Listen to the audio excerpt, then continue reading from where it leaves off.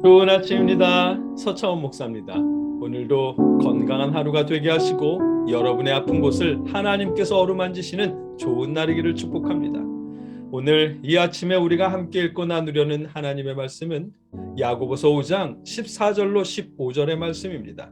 제가 받들어 읽겠습니다. 너희 중에 병든 자가 있느냐? 그는 교회의 장로들을 청할 것이요 그들은 주의 이름으로 기름을 바르며 그를 위하여 기도할지니라. 믿음의 기도는 병든 자를 구원하리니 주께서 그를 일으키시리라. 혹시 죄를 범하였을지라도 사하심을 받으리라. 아멘. 어제 말씀에서는 고난당할 때에 기도하고 즐거울 때에 찬양하라는 말씀을 나눴습니다. 신앙 때문에 당하는 고난에서 믿음이 흔들리지 않도록 기도하라는 말씀이었고, 고난 중에 즐거움을 느낄 때는 찬양하라는 명령이었습니다. 야고보가 말씀하시는 그 모습은 시편 속에 잘 드러나 있습니다. 시편 13편 1절은 여호와여 어느 때까지니까 나를 영원히 잊으시나이까? 주의 얼굴을 나에게서 어느 때까지 숨기시겠나이까? 아멘. 이런 탄식으로 기도가 시작하지만 그 끝에서는 내가 여호와를 찬송하리니 이는 주께서 내게 은덕을 베푸심이로다. 아멘. 이렇게 찬양으로 끝납니다. 고난 중에 시작한 기도는 찬양으로 끝나게 됩니다. 야고보가 고난 중에 기도하라고 하신 이유는 그 때문입니다. 고난의 기도는 여호와의 위로를 경험하게 되고 탄식을 찬양으로 바꿔주십니다. 오늘 말씀은 육체적인 고난, 질병의 때에도 기도하라고 말씀하십니다. 14절 말씀입니다. 너희 중에 병든 자가 있느냐? 그는 교회의 장로들을 청할 것이요 그들은 주의 이름으로 기름을 바르며 그를 위하여 기도할지니라. 아멘. 앞선 13절 말씀에서 신앙으로 인한 심적 고난 중에 믿음이 흔들리지 않도록 기도하라고 말씀하셨고, 이번에는 육체적인 고난인 질병에 걸렸을 때 장로를 초청해서 기도받으라고 말씀하십니다. 초청받은 장로는 초대교회 목자들은 병든 사람을 위해 주의 이름으로 기름을 바르고 기도해 주어야 합니다. 이 말씀에서 주님의 이름으로 기름을 바르며 라는 언급은 주 예수의 이름으로 명하노니 라며 소리치고 기름을 바르라는 의미가 아닙니다. 청함받은 지도자의 권위나 이름이 아니라 주님의 권위와 이름으로 올리브유를 발라주고 주님의 이름으로 그를 위하여 기도하라는 말씀입니다. 아무개 목자가 방문해서 예수의 이름으로라는 도구를 가지고 기도하는 것이 아니라 처음부터 예수님을 대신해서 예수님의 이름으로 예수님의 도구인 아무개 목자가 방문한 것입니다.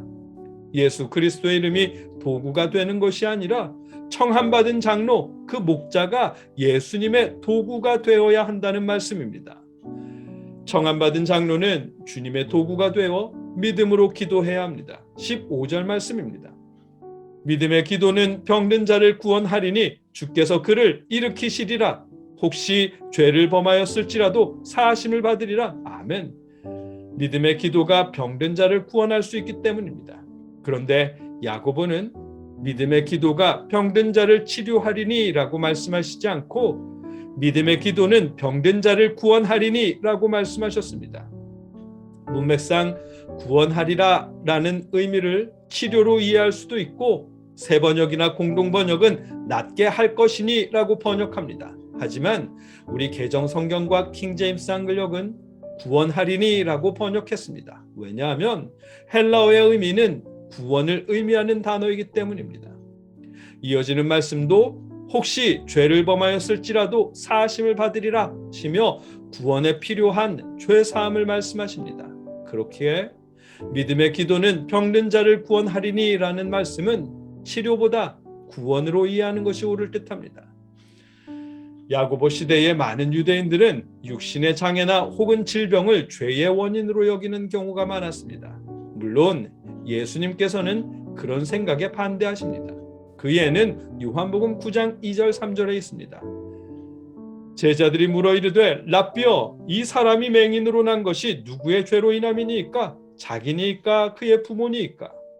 예수께서 대답하여 이르시되 이 사람이나 그의 부모의 죄로 인한 것이 아니라 그에게서 하나님이 하시는 일을 나타내고자 하심이라. 아멘. 제자들은 눈먼 사람의 장애를 죄의 원인으로 이해하며 누구의 죄 때문이냐고 질문했지만 예수님은 누구의 죄 때문도 아니라고 오히려 하나님의 놀라운 일을 드러내기 위한 일이라고 말씀하셨습니다. 장애나 질병이 죄와 연관된 것은 아니라는 사실을 분명하게 깨우쳐 주셨습니다. 그럼에도 대부분의 유대인들은 질병과 장애를 죄와 연관시켜서 이해했고 야고보도 어떤 질병은 죄와 관련되어 있는 것으로 생각한 듯합니다. 그래서 죄와 연관된 병이라면 병의 치료에 앞서 구원과 죄 사심을 먼저 말씀하신 것으로 이해할 수 있습니다. 그런 이유로 믿음의 기도는 병든 자를 구원하리니라고 말씀하신 듯합니다. 그리고 그 이후에 우리가 내일 나눌 16절 말씀에서야 치료에 대하여 말씀하십니다. 말씀을 정리하면 야고보는 어떤 질병은 죄와 관련되어 있는 것으로 여긴 듯합니다. 그래서 치료 이전에 먼저 구원을 받아야 하고 목자를 초청해서 기도를 부탁하라고 말씀하십니다. 초청받은 목자는 주님의 도구가 되어 주님의 이름으로 기름을 바르고 주님의 이름으로 기도해 주라고 말씀하십니다. 믿음의 기도는 병든 자를 그 원인이 되는 죄로부터 구원할 수 있기 때문이라고 죄에서 사하심을 받을 수 있을 것이라고 말씀하십니다. 오늘 본문의 내용입니다. 모든 질병이 죄와 연관된 것은 아니고 또한 꼭 죄와 연관된 병에만 기도를 받아야 하는 것도 아닙니다. 고난의 때에 믿음을 붙잡아 주시기를 기도해야 하는 것처럼 육체적인 질병에서도 기도가 필요합니다. 하나님의 뜻이라면 치료해 주실 것이고 죄가 원인이라면 사하여 주시고 구원해 주실 것입니다. 무엇보다도 주님을 떠나는 일이 없도록 붙잡아 주실 것입니다. 오랜 질병으로 인한 육체적 고통과 또 경제적 어려움 때문에 주님이 계시다면, 하나님이 계시다면 왜 이런 고통을 주시는가라며 회의감이 들기도 하고 원망하는 마음이 들 수도 있습니다. 그런 마음은 너무도 당연한 마음입니다. 그러나 그 마음에 함몰되지 않도록 함께 기도해야 합니다. 혹시 질병 중에 어려움 중에 있는 분이 계시다면 여러분에게 하나님의 위로가 임하시길 기도합니다. 우리 하나님께서 여러분이나 여러분 가족의 질병이나 아픔을 치료하시기를, 그 일로 인해 주님을 떠나지 않도록 붙잡아 주시기를 주님의 이름으로 축복합니다. 함께 기도하겠습니다. 하나님